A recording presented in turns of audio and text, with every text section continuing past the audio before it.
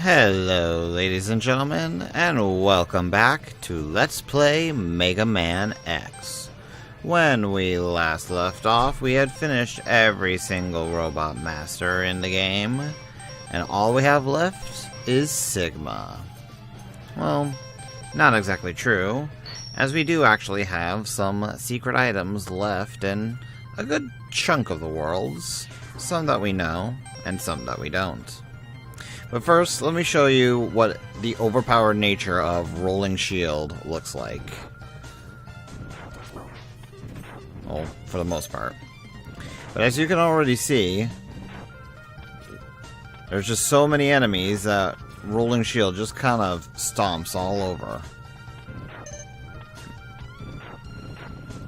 Makes it for a very powerful little ability to have, especially once you have the full X-Buster here. And against these bad enemies, which can drop a lot of resources and respawn really fast, yeah, this is one of the more broken effects in the game.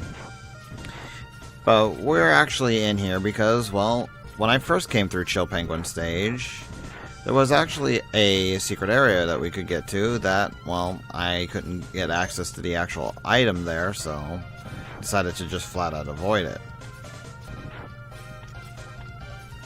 Depending on actually how you go and fight the different bosses, you may want to go and fight it, or you may not want to. Not fight it, go to the area.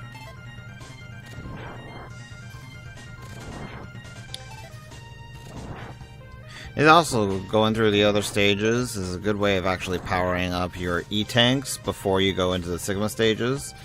Because while they're not necessarily the most helpful in the Sigma stages, it's better than, you know, not going in there with anything. But up here is where we find our next heart container. And then we can just use the escape U. Not sure what the U actually stands for. But then we can get out of there, and we're now bonus a heart tank. Now let's see. I know we got the heart tank in Flame Mammoths. And I know we got the heart tank here. I know we got the heart tank here, but we actually missed something else in here, so this will be the final stage we go back in. We got everything here. Here is where we missed something, I know. As you can already see, this is a little bit broken down now. If my memory serves me correctly. And we're getting the blackouts a lot sooner. Jeez. Hey. You frick off. There, as you can see over there, we have an energy tank, which, with Boomerang Kawanger's ability... There we go. We can get it now. Might as well show this while we're here. The Super Boomerang Kawanger ability. Alright, let's go ahead and cut out. So let's see, there should really... Because we collected everything in here. So I think health-wise, the only place we're missing is Kawanger's area, and considering he's at the tail end of the stage, I think I'll just go ahead and skip to getting it, because it's really easy. Well, now that I'm over here, there's actually something I forgot to mention. While you're in the powered-up version of Armored Armadillo's ability, you actually cannot use the L and R buttons to switch out of it. So yeah, that makes it to where you actually have to pause and switch to the ability you want. With that said, we now have maximum health, I believe. Because I don't believe there is any other person in the game that actually can give us a health power-up. And we're actually matched now with most bosses in terms of just being healthy. So all we have left now is one last sub-tank. Get another password. Now, it actually took me a while to remember which sub-tank we were missing. And it took me actually going through a few stages to try and refresh my memory. Turns out, Armored Armadillo is the holder of that last E-Tank. Now he's also one of the better stages to be in, for one reason and one reason only. He has the best farming spot in the game. Not just because of these bats, although they are a good source of energy and health. No, I'll show you why. This bat here, as you might notice, was a different style of bat.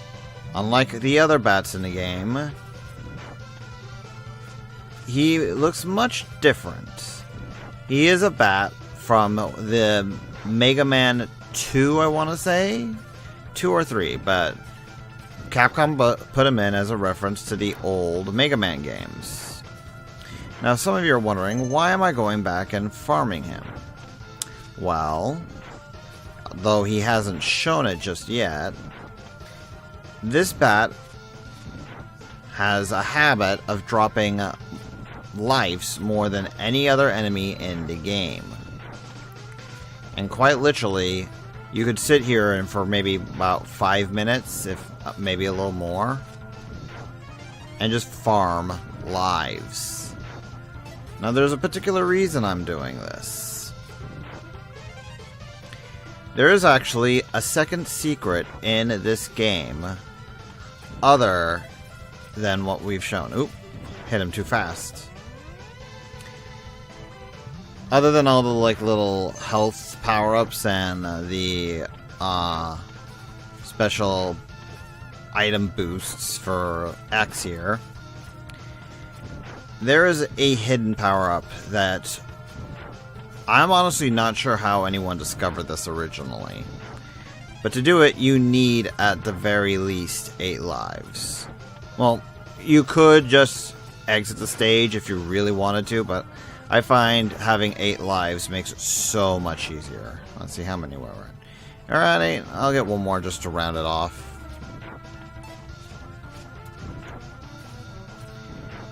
But I'll see you guys when I actually have the final E-Tank. And then we should be able to do this. Silly me, I forgot the fact that the E-Tank was actually right here. So yeah, we're pretty good when it comes to the E-Tanks from now on. Now I think I actually have to fill all these up, so I'll cut when we meet towards where the secret is, and I've got full E-Tanks there. So here is usually where I know I'm at the point where I can do this secret. For this secret, you actually have to go and have every single ability. You have to have all of your sub-tanks and all of the hearts in the game to give X the maximum amount of health. I'm not sure if you have to have the sub-tanks all full up, but I did it just for just in case, because you never know. Once you've done that, simply go up here on to the little treadmill. Ooh.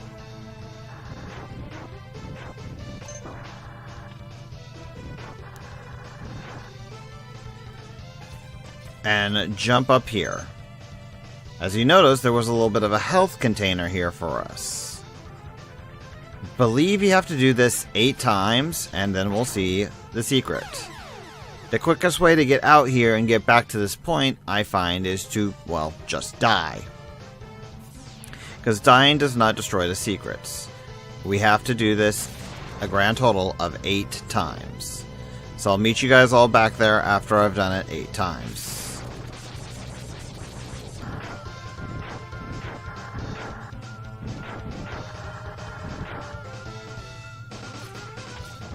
Oh, turns out I was wrong. It isn't having to die a bazillion times, or even 8. Apparently just 4. Wonder why I remember when I was younger it was a lot more. Oh well. That said, this is the final secret of Mega Man X. Here we are given a special present from Dr. Light, dressed up as another familiar character. Something that Capcom did in this game and a few other of the X series, I believe, was to give X a special ability from another game. This one gives us the Hadouken, Ryu and Ken's signature move. It's a very powerful ability, will one-shot just about everything in the game. That said, it is also near impossible to hit sometimes, depending on the enemy, and it requires us to have a full health bar to use.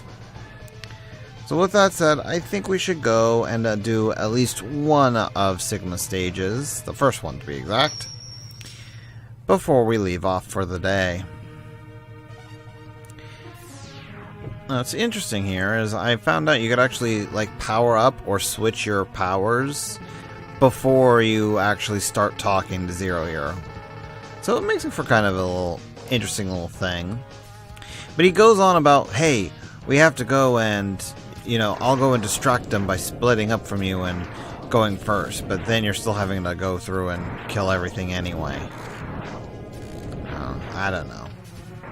You would think that these enemies who I'm just murdering with frickin' Tornado would just be able to be dead already by Zero's powers, considering Zero's still, quote-unquote, so much more powerful than us.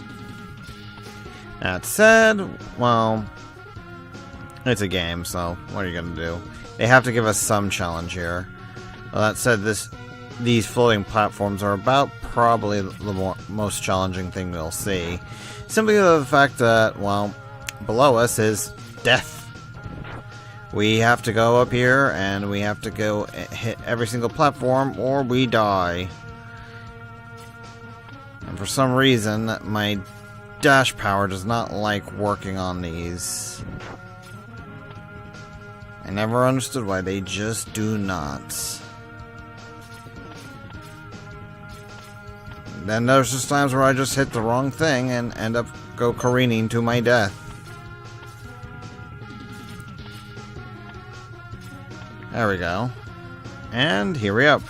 We're now in Sigma's base proper. And this is pretty much where Rolling Shield outlives its usefulness. But this is actually where one of the other abilities gets actually useful. And yes, I ran into that being completely and totally on purpose. But Chameleon Sting, that's pretty much its main use, is being able to go through and avoid all the enemies in the game. Or, if not all, a good chunk of them. I don't think there's anything that can actually hit through Chameleon Sting.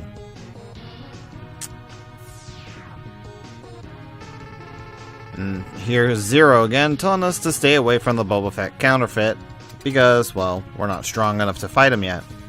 I disagree. And so does the game, considering the fact that we're in a little, you know, restroom here. And if the lack of music and the actual sound of, you know, Vile's Walker didn't tell you, Zero actually lost this fight. And it's up to us to fight him. We're the good guys. We kind of don't listen to villains regardless.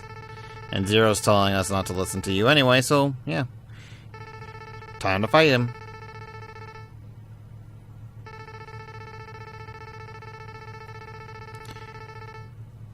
What's funny is that we've actually taken out carriers before in the game, but as you see there, this is still a storyline fight. We cannot beat him. He took a Hadouken straight to the face, and he didn't die. So, pretty much just do what you did the first time you fought Vile. Stick on him. Take as much damage as you can. Eventually, he'll trap you. What really sucks here is that it actually takes a long time if you've gone in 100% the game. Because, well, you've got your increased armor. You're taking 50% less damage, so it's pretty much a tank and spank war. And what's really funny about this guy is that he'll actually pick you up and move you to the area I landed in if you land in any other spot. It's hilarious to see him go and pick you up and move you half an inch if you land a little bit too forward.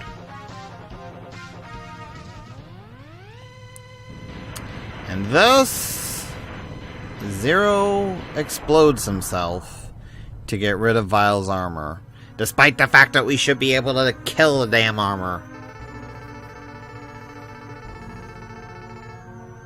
Yes, you can. Yeah, well, I'll actually be able to beat you now. In fact, I go right to the weapon that's your weakness. Mega Man, dude, my whole point is being able to absorb your powers and use them against you! If you couldn't tell, I've never really cared for much for Vile.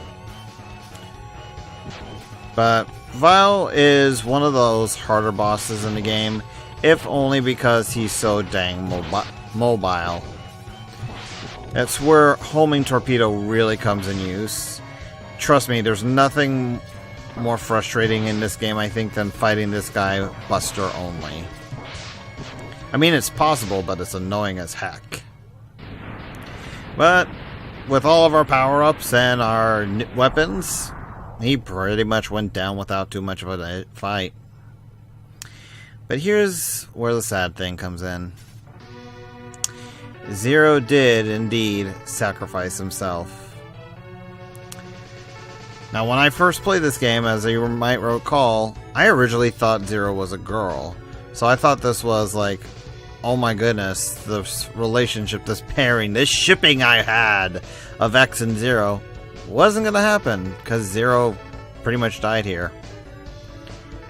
What's really interesting here is that if you actually don't 100% the game and you don't collect the power-up for your X-Buster, Zero will actually go and give you his power-up for his Buster. It's essentially the same thing. You get to power up to Pink and then you get to fire a huge beam of energy.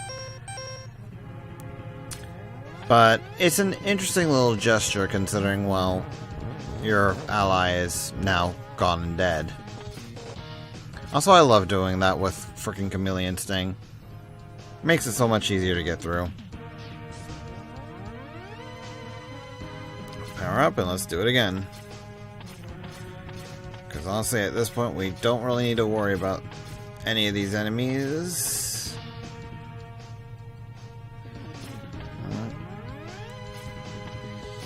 We can just run right through. It's pretty much the only point of Chameleon Stain, and it's really a good way to get through levels real fast. Now with this, I believe... Yep.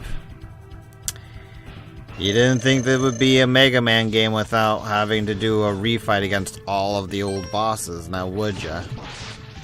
Same, second verse, same as the first. Boomerang Quanger is weak to homing missile. Oh wow. I actually didn't know that you could, if you had fired a homing missile while he was in the middle of grabbing you, it would actually break you out. But this should be the last hit.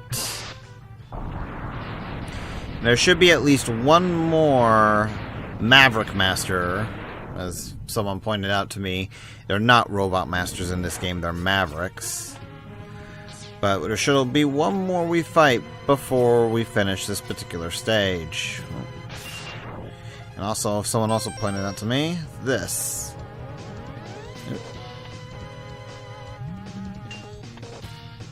If you actually go and... Come on, power up, power up, power up, power up. Go and face the opposite direction of where the Met tool is facing, it will just run at you, and you will be able to instantly destroy it. Otherwise, you're having to do a little bit of a waiting game here.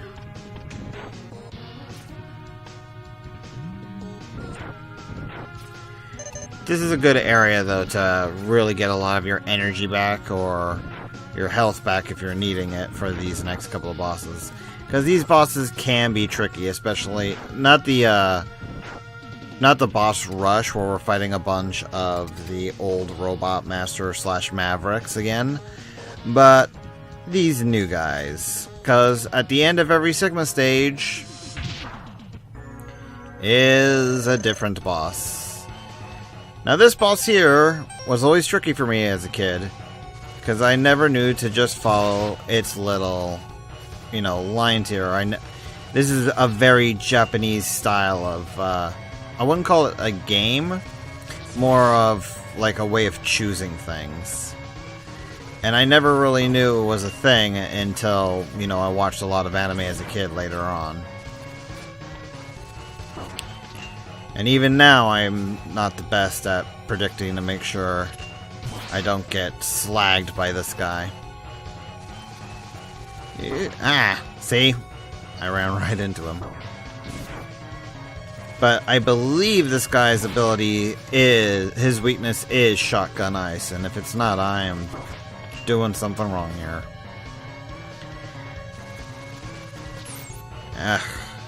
Also doesn't help that I'm firing way too early. One of my main problems is I always... my mind instantly goes to go to a side point to be safe. And so when I am not safe in that side point, it ends up getting me hurt. Come on.